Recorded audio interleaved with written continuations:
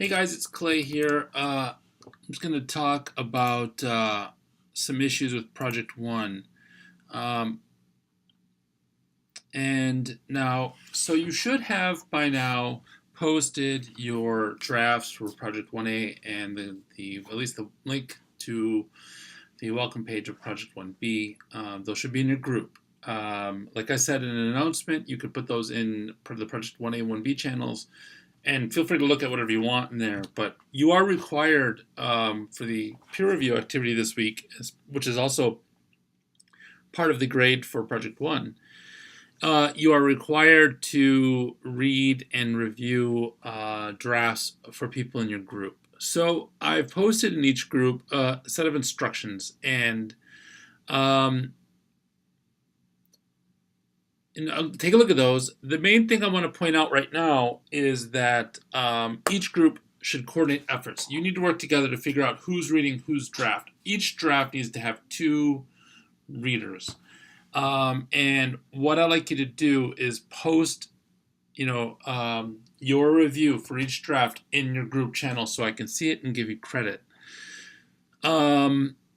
So what you can do is copy and paste the questions, and I'd like you to write fairly detailed answers for each question, a minimum of about 50 words for each question. So it should take some time, and I want you to closely analyze, the resume and the job application or cover letter for whichever students you have to read for in your classmates you have to read for in your group. Ideally, it should be about 2 people, might be 3. So the questions, I've sort of broken it up between the 2 projects. You don't have to look at the web page. I'm going to look at those. But for the resume, I've got 3 questions, and of the job application letter, I think I have 5 questions. And just copy and paste all of this into a separate word processing document. Add your response below the question. Do it as a Google Doc, do it as a post, whatever you want to do, and then put that material in your group once you're done by Friday. It's due by this Friday, 9/21. So the questions draw on the readings that have been assigned over the last couple of weeks. So, for example, the resume questions draw a lot on Chapter 7 and Chapter 10.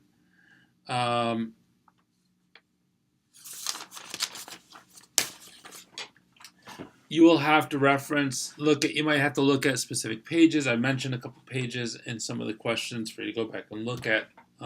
Be detailed, be helpful, be specific in your feedback. Remember that there's 2 basic functions for technical writing.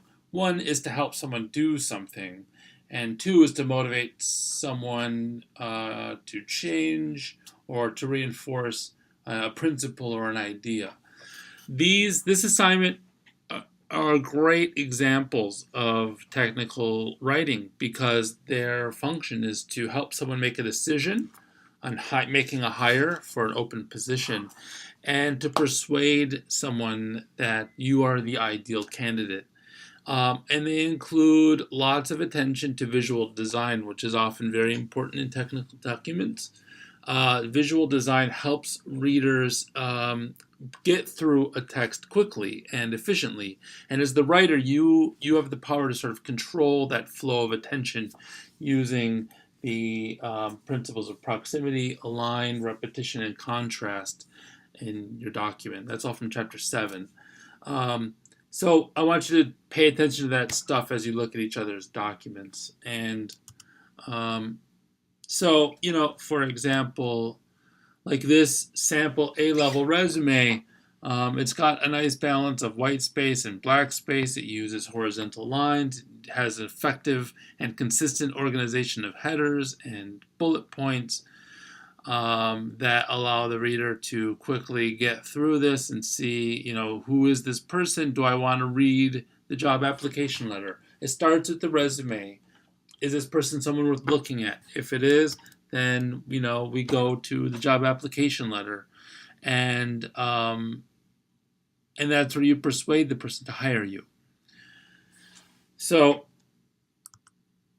the questions are here. Let's go back to Slack. And that's all due by the end of the week. If you have questions, please let me know. And I will, respond as I can. One other thing I want to talk about is grades. So there are 15 discussion assignments, and I've been giving credit for your work on the discussion assignments so far. And if you click on, let me explain what I just did. Sorry. If you click on the grades channel, you'll see this here. There's a link at the bottom to a spreadsheet, a Google spreadsheet, and it's organized by access ID, your student ID number, and then you can see your current grade. Some of you may not have credit yet for your discussion assignments, and that's because I perhaps haven't been able to access your docs, and I've told you that if I haven't. So